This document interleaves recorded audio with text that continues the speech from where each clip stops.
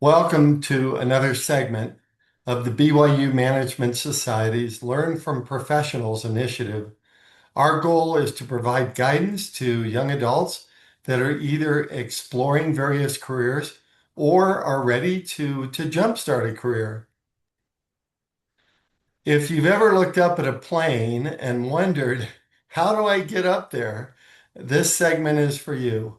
Today, we're talking to someone who has flown everything from high performance military jets to international cargo giants. We're joined by Captain John Russ. John, before we get into your resume, give us the window seat view. What is the one moment in your career where you sat back in the cockpit and thought, I can't believe they pay me to do this? It's interesting that you asked that question, Scott, because I actually did say that. And when I was a young 22-year-old lieutenant in Air Force pilot training, we said that to each other quite often because our job was to get up in the morning and go learn how to fly jets. And we were doing formation, we were doing aerobatics, we were flying low levels, and it was just a dream come true for most of us. And Hmm. yeah, we frequently said, yeah, I would do this for nothing. I will admit that as my career went on, certainly by the end of my career, I didn't have a big urge to work for nothing because it is a job after all, and there are sacrifices, and you there's a lot of hard work involved. But when you're young and you have little responsibilities, and your only real responsibility is to go fly jets every day, yeah, I couldn't believe they paid me to do that. That's incredible, John. Well, John has a background that many dream of, a graduate of the United States Air Force Academy, real close to us, a U.S. Air Force pilot and instructor, and also a long career as a captain for UPS Airlines. John, thanks for being here with us to help the next generation chart their own course. My pleasure, Scott. So you started at the U.S. Air Force Academy studying aeronautical engineering. So to a 19-year-old today, that sounds intense. What was the real experience like at the academy? Is it all discipline, or is there room for personal growth and fun? Well, first of all, let me correct you. I studied astronautical engineering. Aeronautical engineering was for dummies, actually. Astronautical engineering was the tough one. Uh, Okay. but yeah, there certainly was a lot of discipline at the academy. But it's a 4-year program, so you didn't spend the whole time marching and getting yelled at continuously. There was a lot of opportunity for personal growth, as you put it. Uh, and I one of the main ways that you grew was you learned how to prioritize things because you were always short on three key commodities: time, money, and sleep. And I think it was intentional that you never had enough time to do all the tasks that you were expected to do. Uh, and so you were constantly prioritizing what's important now. What do I need to be focusing on now? What can I put off till later, or maybe not get to? Uh, you were often sleep deprived during all this, so a lot of it uh, led to personal growth. Right? You were making these kind of decisions all the time that hopefully uh, would train you to, well, I guess, be disciplined. I guess if it comes right down to it.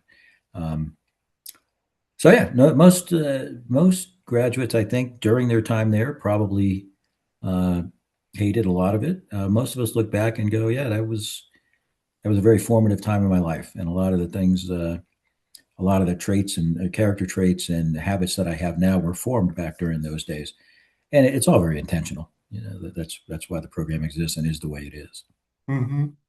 So yeah, I'm hearing that you were sleep deprived. I'm hearing there's a lot of prioritization. And how did that type of environment specifically prepare you for the technical side of flying? So one misconception I think a lot of people have is that flying is very technical, and obviously it is, but not to the point where you need to be an engineer or be really good at calculus or things like that to be a very good pilot. Uh, I've flown with lots of guys who, with political science or English literature majors who are fantastic pilots. So while it's definitely a technical career field, in that you have to be able to, think analytically, make decisions scientifically. Uh, you don't need to be an engineering whiz, especially these days with the modern cockpits and the modern avionics and systems you have. Uh, Math beyond about the eighth grade level is not required. We don't do a lot of it, uh, a lot of math in our head anymore. We don't do a lot of calculations using rulers and pencils anymore. Um, but again, like I said, even though it's not technical in like an engineering sense of the word, you do need to understand how the systems work on an airplane. You need to understand how the airplane flies, why it does what it does, to be able to effectively handle situations. So, John, if someone watching is considering the military route or the civilian flight school, what would you say are the biggest pros and cons of both paths? Well, first of all, I'll say both paths are extremely legitimate and will lead you to where you want to go. I believe, at least at my airline, and I think most of them are about a 50-50 mix. Hmm. Uh, Coming through the military pipeline, I actually had a misconception most of my career that we were somehow superior uh, because we were kind of cocky and we were taught that we were the best of the best. And when I got to the airline industry and started flying with civilian guys, I realized uh, they're pretty darn good pilots too. So either path will get you there. The advantage to doing it uh, in the military, like I did, is that pretty much everything is taken care of for you. And by that, I mean you get all your training. Uh, uh, Versus in the civilian world, you have to go work your way through all your ratings. You have to build time. You have to figure out how to get some piloting command time, which is essential for any getting hired in any job. Whereas the Air Force way, we went through pilot training where we got all the training we needed, went on to our weapon system, and learned everything there was to know about flying that. And then we were immediately flying operationally, building time, and frequently as an aircraft commander, which is piloting command time, which is very important to the airlines if they're hiring people. Um, so I found that to be a great way to go, a very efficient way to go, except for the fact that once you finish your Air Force training, I think now the commitment is currently 10 years. Hmm. So if your goal is to get into an airline cockpit as soon as possible, that's going to delay it a little bit. Uh, so there's trade-offs on both sides.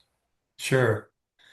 So you eventually transitioned from the U.S. Air Force to flying freight for UPS, and of course that's a big shift from running missions to logistics. What was the hardest part of that transition for you, John?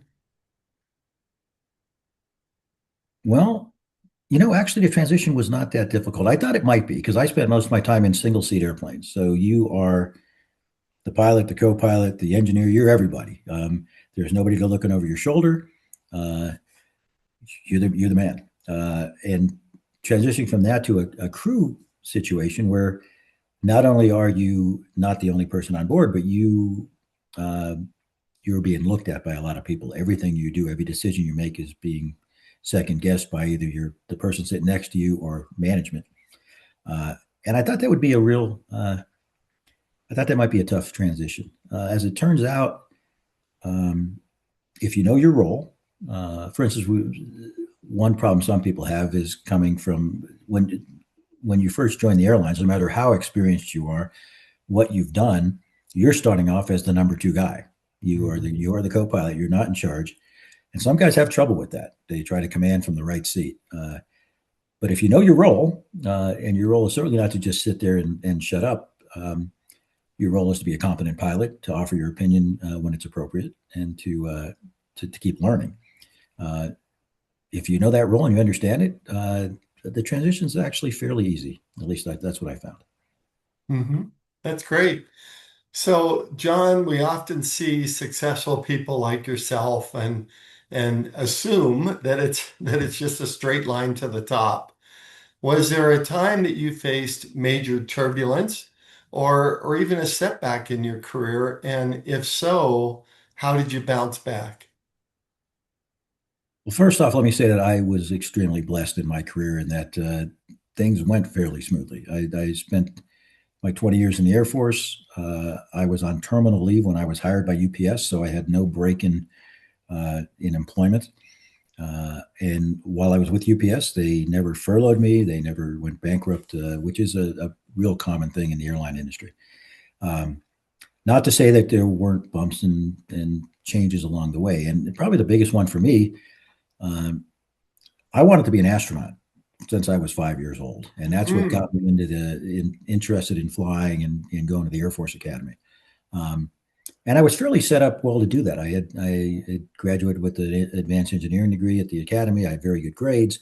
Um, what held me back, though, was when I graduated from pilot training. Instead of going on to a major weapon system, i.e., a fighter or a cargo plane or a tanker or a bomber, they kept me behind to be a flight instructor. And it was a time when there was very little movement. So I ended up spending 6 years, my first 6 years of my Air Force career in Lubbock, Texas, which is, I'm sure, what every young lieutenant wants to go do. Um, the reason that's relevant to this is to get into test pilot school, which is the first step to getting into astronaut training eventually. You need to have experience in a major weapon system, and trainers don't count. And so by the time I escaped that environment and got myself into my first major weapon system, uh, I was pretty much out of time to make that whole dream happen. So that was very Sure. disappointing to me at the time. However, looking back at it, I don't think I'd change anything, because when things don't necessarily go the way you want them to, it doesn't necessarily mean they haven't gone the way they should go. And I ended up having what I thought was a very fulfilling career. And perhaps if I had gotten what I wanted, maybe things would have been different. So that's something to keep in mind. Life is never going to let you go along your path that you've chosen all the time. And so um, making the path that you happen to be on the right path is a great way to go. I think that's an important lesson for young adults is that it sometimes it just doesn't work out or exactly as you plan, but you have to roll with the punches and figure out maybe sometimes a different path. So, Yeah, John, and if you, what types of planes did you fly? so in the Air Force, I started off as an instructor pilot in the T-37, which was the primary trainer, um, and I enjoyed that a lot. I really enjoyed instructing. I got about 1,500 hours in that airplane over the next 5 years. Uh, but it wasn't what I wanted to do, right? I joined the Air Force to go see the world and to fly fast jets, and teaching teaching new students over West Texas got a little old after a while. Uh, Sure. from there, I went on to fly the F-111, which was a very fast supersonic low-level strike airplane, which we no longer fly. But that was just a blast. We did almost all of our flying down low. We were very, very. It was a very, very fast airplane and a very fun airplane to fly. After that, I went on to the A-10, completely different airplane, uh, very slow, uh, different mission. You didn't run away from anybody. You were in the fight, and you. Yeah, that's the Warthog, right? It is, and they're Okay. still using those. They keep trying to retire them, and then a war breaks out, and they find that they're pretty useful, and so they've been sticking around for quite a while. Very, very, again, a very, very fun airplane, very capable at its mission, which was very good. It had a specific mission. It was designed for that mission, and it was very good at that mission, which made it kind of very fulfilling to fly that. When I got into the airlines, I started off as a 757, 767 pilot at UPS. It's interesting that the 757 and the 767 are the considered the same airplane for licensing purposes. Hmm. However, 767 I think is about 150,000 pounds heavier. Uh, it's got a wide body versus a narrow body. It's got different engines, but because the buttons are all in the same place, as far as the FAA is concerned, it's the same airplane. So I was a 75, 76 guy initially. Uh, and then I had an interesting turn going back to your previous question. Our airline was downsizing. And I didn't get furloughed, but I did get displaced, which means I got bumped back to a position that I didn't necessarily want. And that was to be a 747 co-pilot up in Anchorage, Alaska. And I thought this was going to be the end of my career because uh, the commute to Anchorage is difficult. It's not, it's far. It's hard to get to. Right. I had flown one international flight before that, and I was lost the whole time. I didn't understand anything anybody was saying on the radios. Uh, every country seemed to have page after page of rules that were different that you had to learn. Uh, and so I thought, yeah, this is not going to work. And we were offered the opportunity to go back to our previous airplane after a year if things had worked out or if things didn't work out. And after about 6 months flying international out of Anchorage, I never went back. It was, it, I would not have done it on my own, but I was forced to do it. And as I started flying international and it was just fantastic. The places you go, the things you see, um, the longer flights, which some people don't like, actually are I enjoyed because instead of just going up and down, you fly for 12, 14 hours and then you sit somewhere for 2 or 3 days and relax and enjoy yourself. And Hmm. so that move, which I thought was going to be the end, actually ended up being the best thing that happened in my career because I did that for the rest of the time. John, the soft skills, the human stuff like leadership or communication that actually make a great captain, um, beyond just knowing the controls, what are those soft skills? Well, first of all, it's very insightful of you to say that because those are the skills that make a great captain. Because uh, the person who flies the airplane the best is might be the best pilot, but the best captain's a different animal altogether, right? The ability to fly the airplane safely and efficiently has to be a given at that point. And if you've been doing it for 10, 20, 30 years, it probably is. So that we're assuming everybody's equal at that. Um, but it is the soft skills that make a difference. The ability, because as the captain of an airliner, you're an orchestrator. You're you're responsible for all aspects of that flight from the time the wheels start moving until you pull the parking brake on at the end of the flight. So you're coordinating with not just your crew on board, air traffic control. In our world, we dealt with loaders and customs people, and so your ability to deal with those people effectively in usually a very time critical situation because you couldn't take all day to solve these problems because you had to get your airplane where it was going and on time. Uh, so those skills are ones that would probably help you in any career, right? The ability to communicate very well with people, very clearly, to listen when people to the information people are telling you, to be able to process it, um, to be able to multitask, think about more than one thing at a time. Uh, eh, it's the kind of things that I don't really think can be taught, right? If you're a people person and you know how to get along with people and communicate with them well, then that's most of what it is. Hmm. And What? because a lot of your jobs also is mentoring, and teaching and that kind of stuff too. So um, but yeah, very good point. Soft skills are what's important after the initial level where you're just trying to build your technical flying skills. John, we know that the aviation world is changing fast. I mean, the whole world is changing fast. But what are the trends like AI or pilot shortages or new tech that young adults considering a career in aviation should be watching right now? Well, I'll address each of those in turn. So AI has been a concern in a lot of industries, right? Displacing workers, taking over for workers. And in the airline industry, I know for at least the last 10 years, there's been talk of going from two pilots to one and eventually down to zero because an airplane can fly itself. You can fly it remotely, you can fly it autonomously. We have the technology to do that. Uh, And so that causes some concern. I would think if I was a young person, if I'm 20 years old, thinking, am I going to enter this industry and have a job when I'm 60 to retire from? What are the chances of that? And Hmm. I actually think they're pretty good.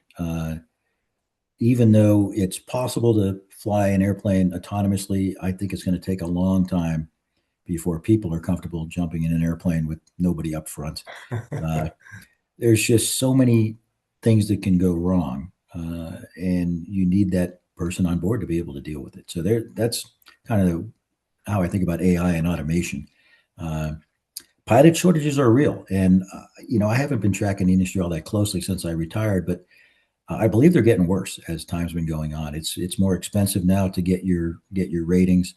Uh, Entry level jobs don't pay that well in the airline industry, and it's a very turbulent industry. I pointed out earlier that there's furloughs, there's mergers, there's downsizing, displacements, and things like that.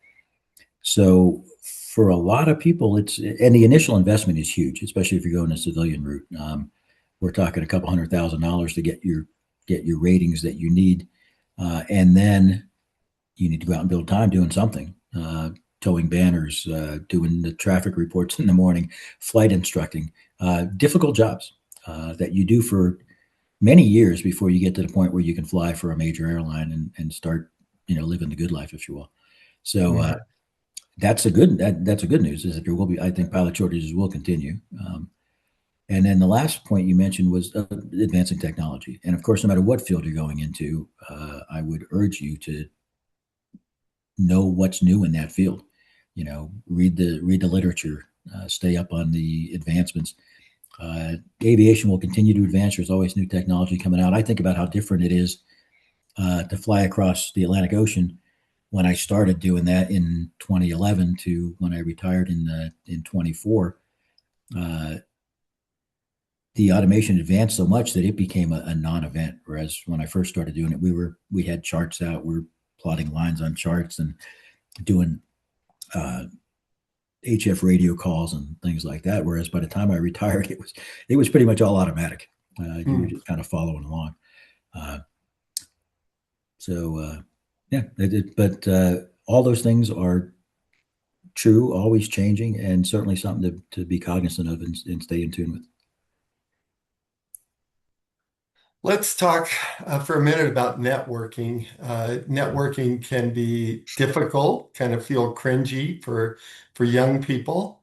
How do you recommend that a young person that's interested in an aviation career, how do you recommend that they reach out to a mentor or a captain like yourself, so that they can ask you questions about a possible career and get advice from you? Well, I'll admit right off the bat that I was terrible at that. I was very hesitant to ask folks. I didn't want to bother them. I didn't think I was, my problem was worth their time. Uh, and that was a big mistake on my part. So I would urge a young person, again, this is not aviation specific, any career you're going into, uh, Hmm. it's very important to build those contacts, to reach out, to have a mentor out there. And being on the other side of that coin now, I will tell you that most guys are willing to do that for a couple of reasons. One, we have egos, and it's nice to feel like somebody respects our opinion enough to come ask us to help shape their career. Also, most of us feel that we've been very blessed with the careers we've had, and we know that we're not solely responsible for that. People have helped us along the way, and so there's a feeling of debt where you want to pay it forward and you want to help the next generation out. Uh, so definitely do not hesitate to reach out to people. Yeah, I'm seeing that really across industries, John. Uh, Oftentimes, young people think that a professional like yourself doesn't want to be bothered, but they do want professionals that have been successful in their career. They want to give back to their profession, but they also want to help the next generation to succeed. So, Absolutely, and another thing I'll add to that is that's not universal, right? There are people out there who do not want to be bothered, and you will know that right away when you right. approach them. So don't be afraid. They're the exception, but they are out there. But it'll be obvious. John, if someone's looking into a career in aviation, are there must-read books or periodicals or websites that are the gold standard, something that you would recommend uh, looking at? There certainly are, but I don't know what they are because I haven't been looking for a job for 25 years now. So I'm sure they've changed. But I will tell you what I did. There was an organization at the time I was doing my job search that you paid a subscription. You paid a fee to join. There was a subscription, and it was somewhat expensive, but they knew everything going on in the industry. You got newsletters. I think more frequently than monthly, maybe even weekly. You knew who was hiring. You knew what they were asking in the interviews. You knew what kind of simulator you were going to fly in your interview. Um, you knew what color tie they liked you to wear when you went into the interview, uh, Wow. and all that information is important. So wherever that source is now, and I'm sure somebody's doing it. One site I do know that's still working that's very good is Airline Pilot Central, but there's others. But the main point is that you need to be prepared. Uh, the airline industry being a seniority based system means that if you get your foot in the door 1 month before somebody else, you can have a completely different career from that person. Hmm. That 1 month of seniority could affect if you're going to be furloughed.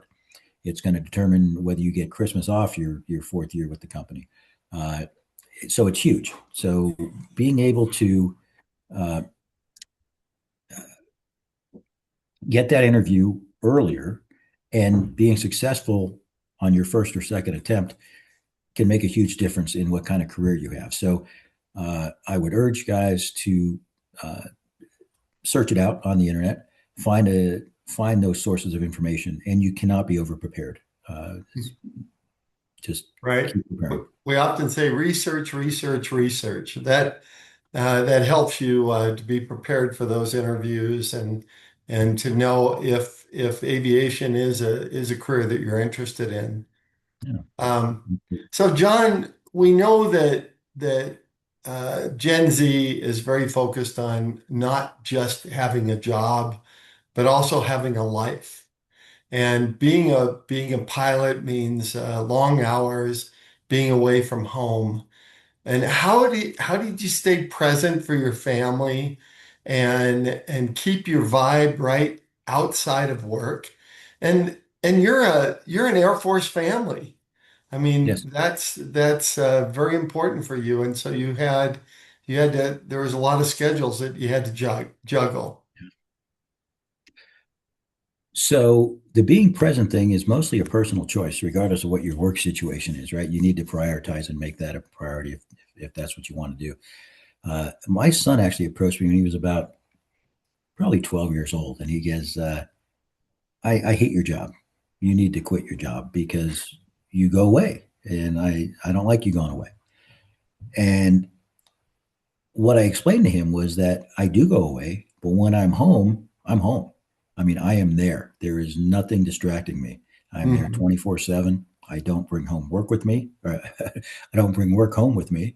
Um, I'm not checking emails. I'm not answering phone calls. Uh, I'm not coming home late at night after he's already gone to bed and leaving in the morning before he leaves for school, which is the case with a lot of uh, other careers, especially executive kind of careers. The hours are long. You might be always on call, and even though you're spending more hours in that house, the amount of presence you actually have could be much less than if you go away for a week or 14 days every month. But when you're home, you are all there. So that's how I kind of handle it. And as far as living your life, the other nice thing about my career was when you went places, you tended to have some time there. So some of my trips were more like a vacation than a work trip. So there is that. You do need to take those opportunities to kind of enjoy it while you're doing it. So, John, if you could go back to your young self at 19, 20, 21-year-old individual that was thinking about the Air Force, thinking about aviation, if you could go back and give yourself a piece of advice about building a meaningful life, what would it be? A couple of things that I didn't do that I would do differently. One is to think about what your priorities are at 21, 22. What do you want your life to look like 20 years down the road? What's important to you? And make sure that you build your life to suit those things. Right? I just got lucky and just kept plodding away, and things worked out. But I think it's valuable to have a plan. Right? Know what you want, and then you'll keep striving for it. Uh, Another thing that I think I did very poorly was I didn't really, especially when I was younger and in the Air Force, uh, I wasn't enjoying the ride. There was always something coming up. I was very ambitious, so there was something I had to accomplish, and then after that was done, I could start enjoying myself. But then there was always something else, Mhm. uh, and so I spent many years when I probably could have had a lot more fun and been a lot more just peaceful and content if I had enjoyed the ride as I was on it, instead of waiting for the ride to be over and then go, "Oh, wow, that was great." So that and that's tough to do, right? Because you get caught up in all the deadlines and commitments that you have and things you're trying to do. Um, but you really do. It's true that you have to stop and smell the roses along the way, and I think that makes for a more fulfilling experience. I think that's super important to do to live life for today, plan for tomorrow, but live life for today. Um, Yes. John, this has been incredible. Are there any parting flight instructions for our viewers? Well, I'll just say that I've painted a pretty rosy picture of the piloting career, and for me at least, I couldn't imagine doing anything that I would have enjoyed more and that was more fulfilling. Uh, but I will caution that it's not for everyone. There are some real sacrifices that are made, and you mentioned the time away. There's also turbulence, a very turbulent industry, and I kind of alluded to the fact that most guys I flew with had been furloughed at least once or twice and had changed jobs and had to start over because of the seniority system. If you change airlines, you start over at the bottom every time. There's Hmm. no, coming in with your 20 years of experience and moving right to the left seat. Uh, and then there is the work, work and family juggle thing that you have to do. And for me, it worked out because of what I said. Whereas when I was home, I made sure I was very, very present for that entire time. Um, but I know people who have an airline job. They're also in the National Guard flying at the same time, and they have a business on the side. Uh, and I think that's a lot of chasing the dollars. And Hmm. again, if you've figured out early on what your priorities are, that's probably not going to be it if you want to have a fulfilling career and a great life. John, this has really been very instructional and really more of a master class in a lot more than just flying. It's about how to navigate a career with purpose. So we sincerely appreciate that. To everyone that's watching, don't let this be the end of the conversation. Reach out to a professional like I did with John in a field that you love. And if you're not sure how to start that conversation, just watch the video that's on our website, Conducting Informational Interviews. Your career is cleared for takeoff. Now go make that happen. Thanks again, John. We really appreciate you. Thank you, Scott. I really appreciate the opportunity to share some of this.